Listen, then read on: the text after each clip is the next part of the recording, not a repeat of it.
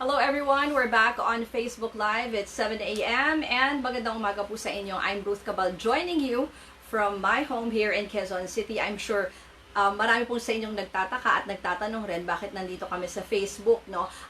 We're still off the air on CNN Philippines on your television sets kasi ang nangyari 2 days ago, meron pong nag-positive na isang tao doon sa isa sa mga opisina sa Worldwide Corporate Center sa Mandaluyong kung nasaan po ang studios ng CNN Philippines. And since then, dinidisinfect po yung buong building and hopefully by tomorrow or in a few days ay matapos na po yung disinfection ng aming building. So ina-assess pa rin yung situation dyan sa Worldwide Corporate Center sa Mandaluyong.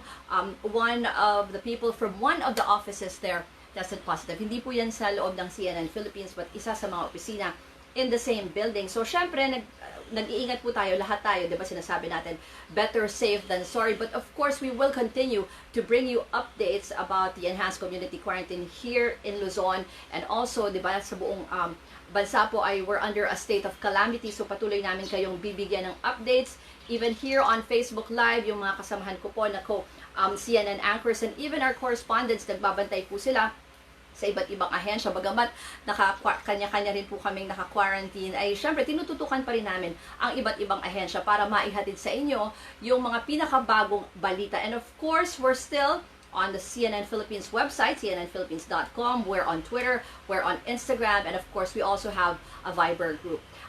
So tignan po natin yung ating mga headlines for today. President Rodrigo Duterte reminds local government units to follow the directives of the national government while Luzon is under enhanced community quarantine. The president addressed the nation again early Friday morning. He called on LGUs not to make the quarantine more difficult for people than it already is. He warns LGUs that if they go beyond standards set by the Interagency Task Force, they may face administrative or even criminal cases. The president also addressed those who are stranded.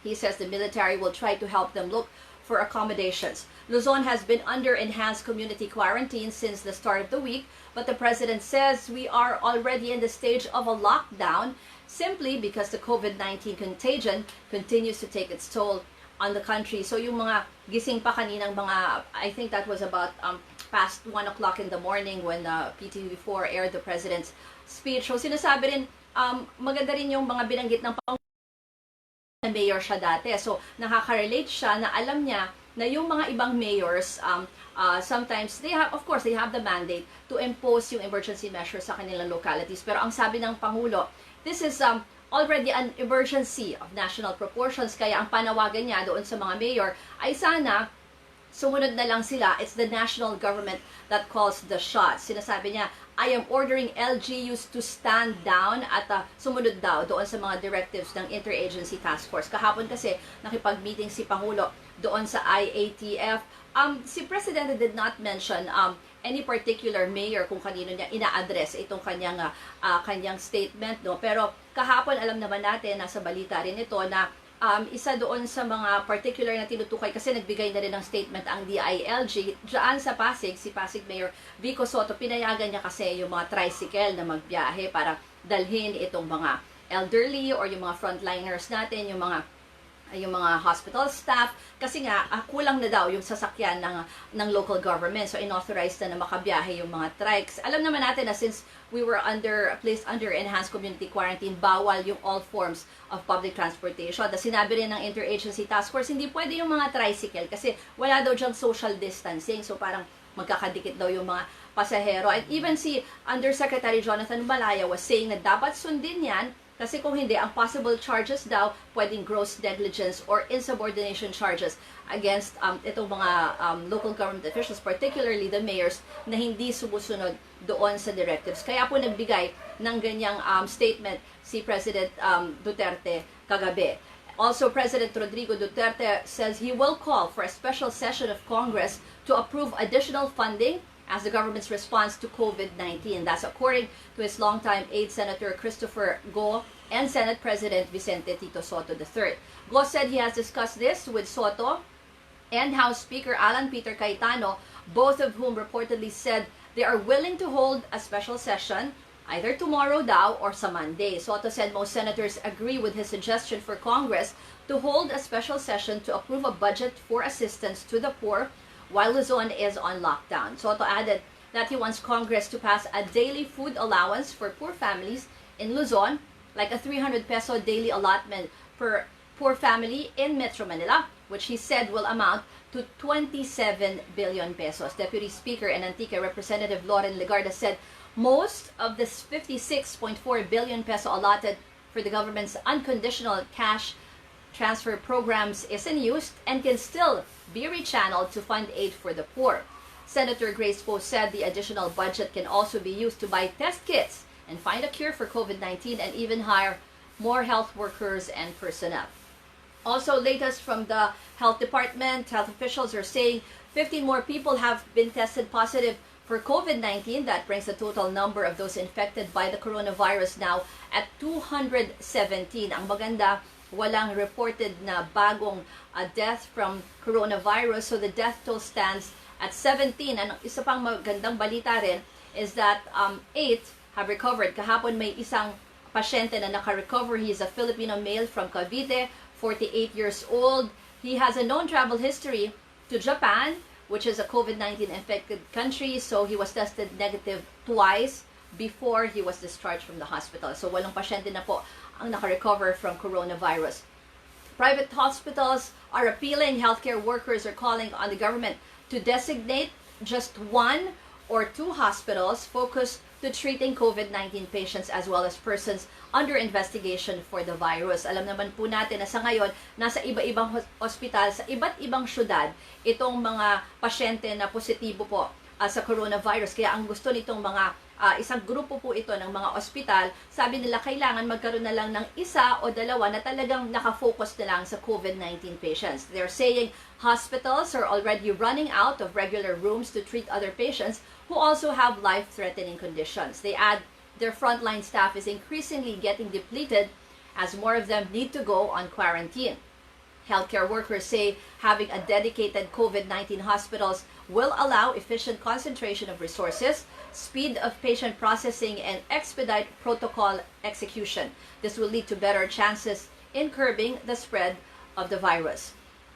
Also, a list of COVID-19 test kits has been cleared for commercial use. Ayan, magandang balita yan. According to the Food and Drug Administration, of the 4 approved test kits, 2 are manufactured in China and the rest in South Korea.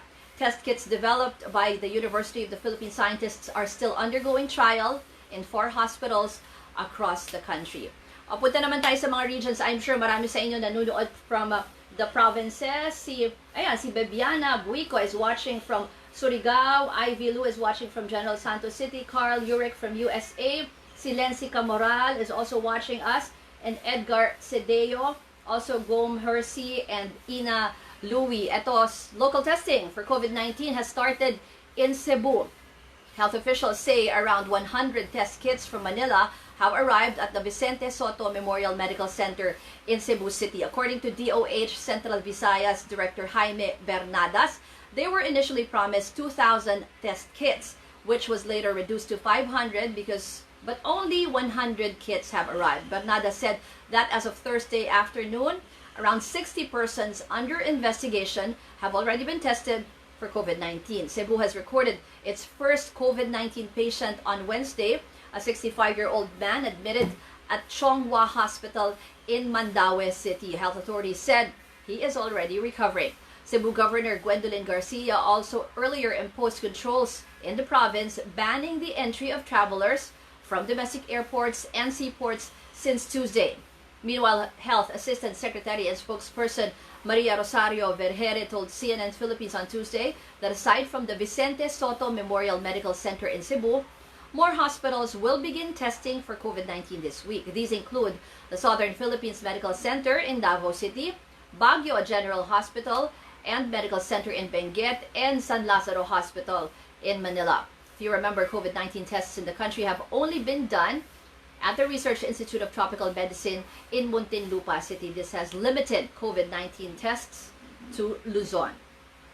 Overseas, a Filipino domestic worker tested positive for COVID-19 in Kuwait. The Philippine Embassy in Kuwait said the Filipino patient had close contact with a person who recently traveled to the United Kingdom. But the good news is that health authorities are saying the patient is in stable condition. The embassy and the Philippine Overseas Labor Office are currently monitoring her. Because of this, the embassy is reminding all Filipinos in Kuwait to stay at home to prevent the further spread of the virus. Italy naman. Italy has just surpassed China in the most number of deaths related to COVID-19. The number of deaths in Italy has reached 3,405, making Italy the world's deadliest center of the COVID-19 pandemic. The total number of cases in the country rose to 41,035 on Thursday, which includes more than 5,000 new cases. The World Health Organization says the current number of deaths in China stands at 3,242. Ito, in other news overseas, sinasabi nga natin, wala talagang immune dito sa sakit na ito, na sa coronavirus disease. Prince Albert II of Monaco has tested positive for coronavirus, according to a spokesperson for the city's state's palace on Thursday. The palace added that the status of his health is not worrying at all. Prince Albert is 62 years old. He was tested for COVID-19 earlier this week. Prince Albert continues to work from the office in his private apartments and is in touch with members of his cabinet and government.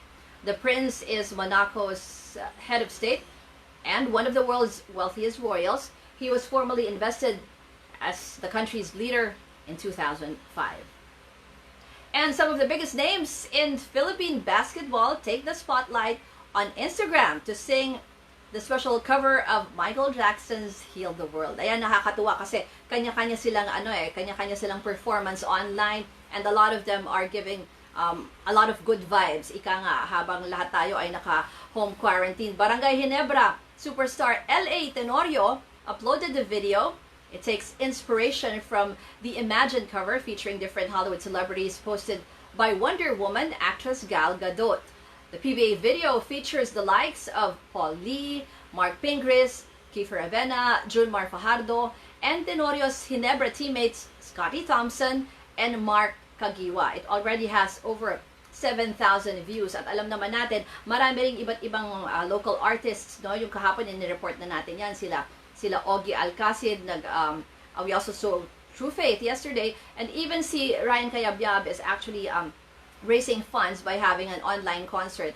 Kaya iba-iba, kanya-kanya rin silang efforts to help actually COVID-19 patients, and even yung mga iba nating kababayan who are actually affected, especially the poor who are actually affected by this enhanced community quarantine in Luzon. So all throughout the day, we will be giving you the latest on COVID-19 and other top stories live here on Facebook. Ang ating mga correspondents are also monitoring different government agencies to get the latest updates, and we will all bring that to you via Facebook Live here on CNN Philippines. I'm Ruth Cabal, and I'll be back at the top of the hour. Good morning.